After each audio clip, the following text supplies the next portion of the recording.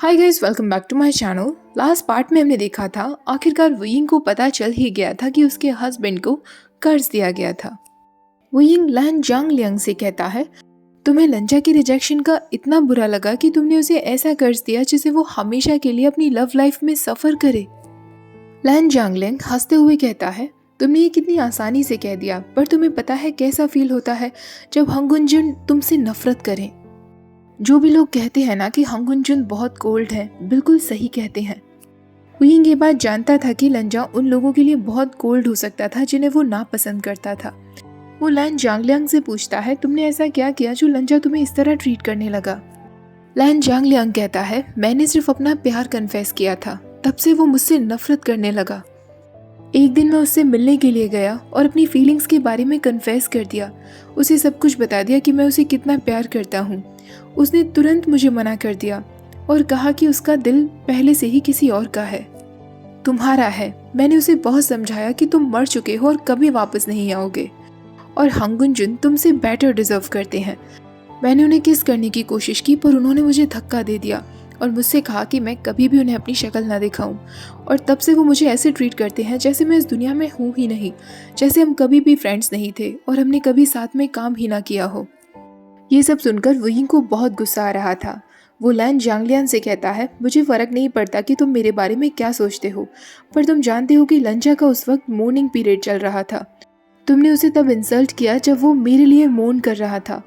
तुम क्लेम करते हो कि तुम दोनों फ्रेंड्स थे, पर तुमने उसे किस करने की कोशिश की बिना उसकी परमिशन के, और फिर भी तुम सारा ब्लेम उसे कर रहे हो।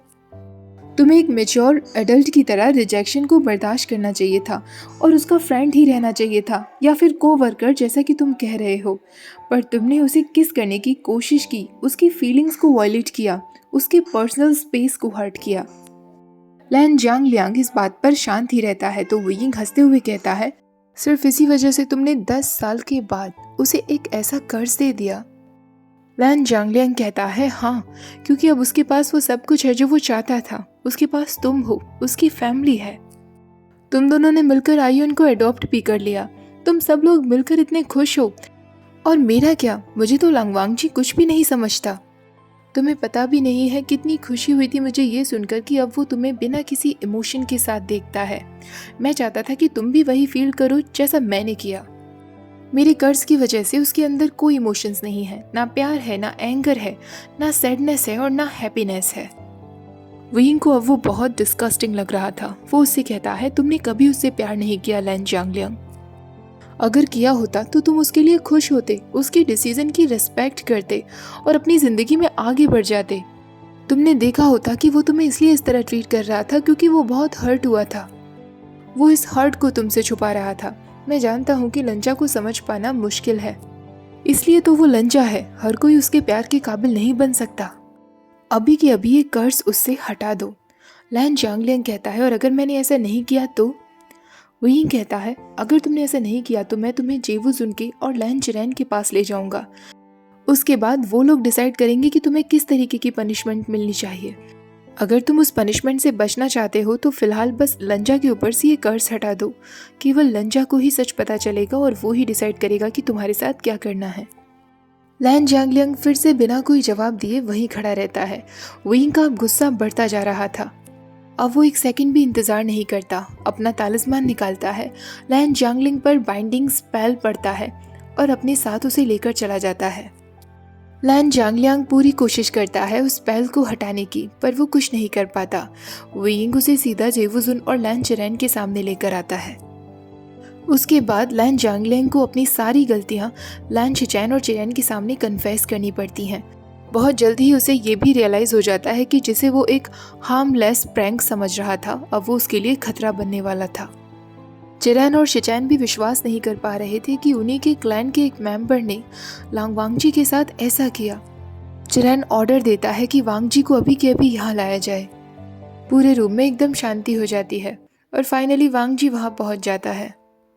अभी भी वांग जी उतना ही ब्यूटीफुल था जितना हमेशा से था, पर अब बहुत कोल्ड हो चुका था। वुयिंग देख सकता था कि इस कर्ज ने उसके लंजा पर कितना डैमेज किया है। यूजुअली लंजा की आंखों में हमेशा इमोशंस होते थे। वुयिंग पर नज़र पड़ते ही उसकी आंखें सॉफ्ट हो जाती थी, पर अब जैसे वांग जी की आंखों में कोई इमोशन ही नहीं था जब वो वुयिंग की तरफ देख रहा था। वुयिंग बस चाहता था कि जल्दी से ये कर्ज खत्म हो जाए और उसका हस्बैंड उसे वापस मिल जाए। चिरैन वांग जी को वहीं बैठने का ऑर्डर देता है। वांग जी कहता है, अंकल मुझे यहाँ क्यों बुलाया गया है? शिचैन आगे बढ़ता है और वांग जी के शोल्डर्स पर हाथ रखते हुए कहता है, तुम्हें एक कर्ज दिया गया है, उसे ही ब्रेक करने के लिए हमने तुम्हें यहाँ बुलवाया है। वांग जी कहता है, ब्रदर मेरे ऊपर कोई कर्ज नहीं है। शिचैन कहता है, वांग जी तुम्हें कोई हार्म नहीं होगा, हम बस मेक श्योर करना चाहते हैं कि तुम ठीक हो, उसके बाद तुम वापस अपने वर्क पर जा सकते हो। वांग जी हाँ में सिर हिला देता है। वुयिंग वांग जी के पास जाकर ही बैठ जाता है। लैन जानलियांग को ज़्यादा समय नहीं लगता अपने तालिस्मान को फिनिश करने में। चिरैन और ज़ेवुज़ उनके सामने वो वैसे ही बहुत घबरा रहा था। लैन जानलियांग जैसे ही अपने तालिस्मान को एक्टिवेट करता है, कुछ सेकंड के लिए जैसे सब कुछ रुक जाता है। रूम पूरा साइलेंट हो जाता है, जैसे कि हवा भी चलना बंद हो गई थी। और अचानक से वांग जी एक गहरी सांस लेता है। वुयिंग उसकी तरफ ही देखे जा रहा था। वांग जी की नज़रें सिर्फ फ्लोर की तरफ थीं। वुयिंग धीरे धीरे उससे कहता है, लंजा क्या तुम ठीक हो? वांग जी अभी भी फ्लोर की तरफ ही देखे जा रहा था और उसको देखकर लग रहा था कि वो कितना पेन में है। वुयिंग अब वांग जी को और इस हालत में नहीं देख पा रहा था। वो तुरंत लैन जानलियांग से कहता है, तुमने क्या किया उसके साथ? वो तुरंत जाकर वांग जी का हाथ पकड़ लेता है और उससे कहता है, लंजा स्वीट हार्ट प्लीज़ मुझसे बातें करो। कुछ और समय ऐसे ही बीत जाता है और वांग जी कुछ नहीं कह पा रहा था। वुयिंग नहीं चाहता था कि वांग जी को और तकलीफ हो। वो जांग लियांग से कहता है, तुम जो भी कुछ कर रहे हो उसे अभी बंद कर दो। पर इससे पहले कि वो कुछ कह पाता, वांग जी की आंखों में आंसू आने लगते हैं। फाइनली उसकी आंखों में जेन्युइन इमोशंस दिख रहे थे। वो एक सॉफ्ट वॉइस में कहता है, वुयिंग। वांग जी की आंखों में आंसू देखकर वो तुरंत उन्हें पहुंचता है और उससे कहता है, स्वीट हार्ट मैं इस आवाज़ को पहचानता हूँ, तुम्हें मुझसे माफ़ी मांगने की ज़रूरत नहीं है। वुयिंग तुरंत वांग जी को गले से लगा लेता है। वांग जी उससे कहता है, मुझे सब कुछ याद है वुयिंग, मुझे याद है कि मैंने तुम्हें किस तरह ट्रीट किया। I am sorry वुयिंग। वुयिंग उसकी फोरहेड पर किस करते हुए कहता है, नहीं लंजा तुम्हें सॉरी कहने की कोई ज़रूरत नहीं है। मैं जानता हूँ कि तुम मुझे हर्ट नहीं करना चाहते थे, ना किसी और को हर्ट करना चाहते थे, बल्कि वो तुम थे जिसे हर्ट किया जा रहा था लंजा।